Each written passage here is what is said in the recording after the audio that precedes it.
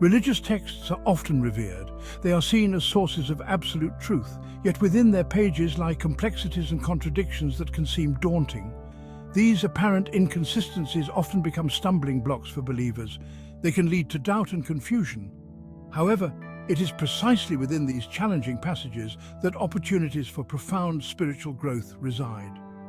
The sacred texts of the world are not simplistic instruction manuals.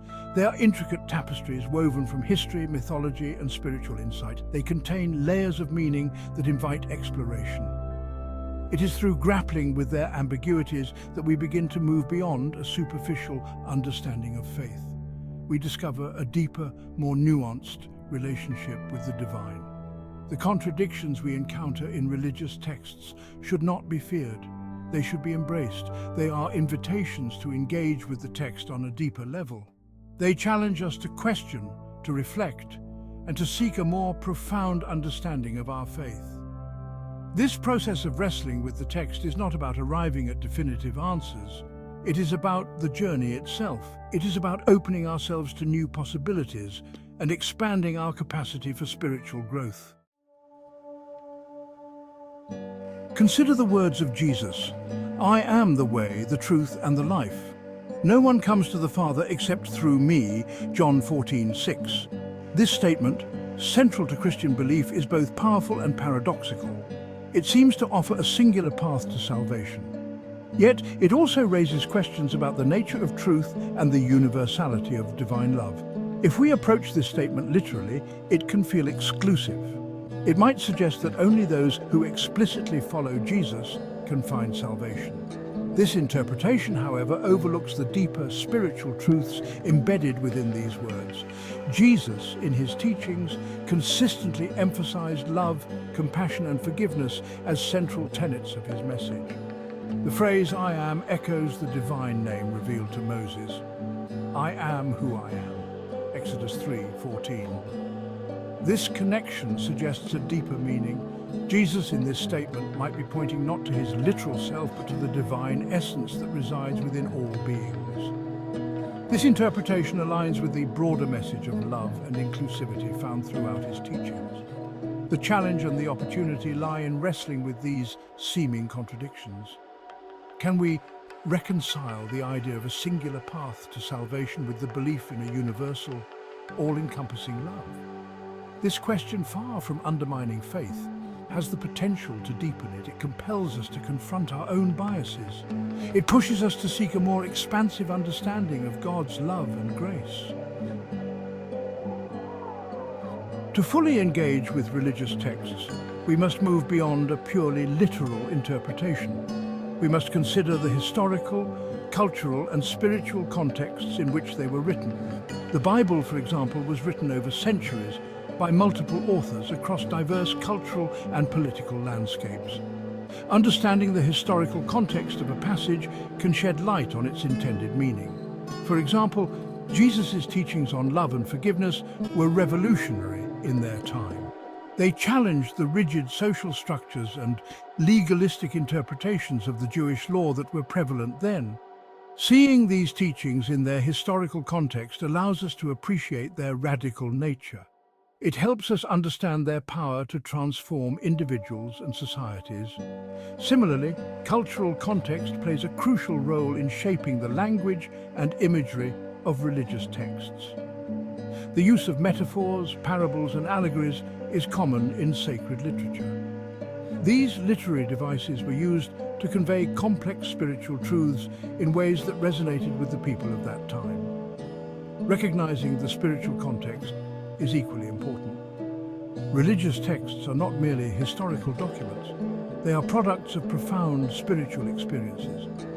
They are attempts to articulate the ineffable, to capture glimpses of the divine. Approaching these texts with a sense of reverence and openness allows us to connect with the spiritual energy they embody.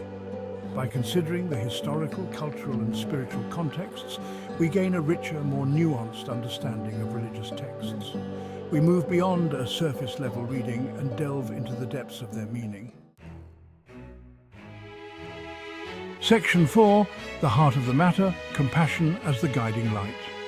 While religious texts may differ in their specific doctrines and rituals, There is a common thread that runs through many of them, the emphasis on compassion, love, and humility. These universal principles lie at the heart of spiritual teachings across cultures and traditions. They serve as guiding lights on the path to spiritual growth. Compassion asks us to recognize the suffering of others and to respond with kindness and understanding. It calls us to move beyond our own self-centeredness and to extend ourselves in service to others. Love, in its purest form, is unconditional and all-encompassing. It transcends boundaries and embraces all beings. Humility reminds us that we are not the center of the universe. It encourages us to approach the world with a sense of openness and a willingness to learn from others. These virtues, compassion, love, and humility, are not merely abstract ideals. They are active principles that should guide our thoughts, words, and actions. When we encounter challenging passages in religious texts, it is helpful to return to these core principles. They can serve as touchstones, guiding us towards interpretations that are life-giving and compassionate. If a particular interpretation leads to judgment, exclusion, or hatred, it is likely a misinterpretation. The true essence of spiritual teachings lies in fostering love, understanding, and unity. These principles are not confined to the pages of sacred texts. They are meant to be lived out in the world. They call us to act with kindness, to love fiercely, and to walk humbly in our interactions with others. Section 5. Evolving Understandings, Modern Reflections on Ancient Wisdom. Religious texts are not static artifacts. Their interpretations have evolved over time, shaped by historical events, cultural shifts, and ongoing dialogues within and between faith traditions. What was once considered a radical interpretation of a particular passage may become the accepted norm in another era. This evolution of understanding is not a sign of weakness or inconsistency within the faith. It is a testament to the living nature of religious tradition. The Protestant Reformation, for example, was sparked in part by Martin Luther's reinterpretation of biblical texts regarding salvation and the role of the Church. This reinterpretation led to a major schism within Christianity, fundamentally changing the religious landscape of Europe. In more recent times, feminist theologians have offered new interpretations of biblical texts, challenging traditional patriarchal interpretations and highlighting the role of women in early Christianity. These evolving understandings demonstrate that religious texts are not meant to be read in a vacuum. They are living documents that continue to speak to us in new ways across time and cultures. As we engage with these texts in the 21st century, we bring our own experiences, perspectives, and questions to the table.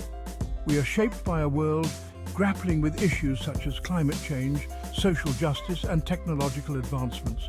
These contemporary challenges invite us to find new meaning and relevance in ancient wisdom. The ongoing dialogue between faith and modernity is essential for the vitality of religious traditions. It allows us to grapple with the complexities of our world through the lens of faith, seeking guidance and inspiration from the wisdom of the past while remaining open to new understandings.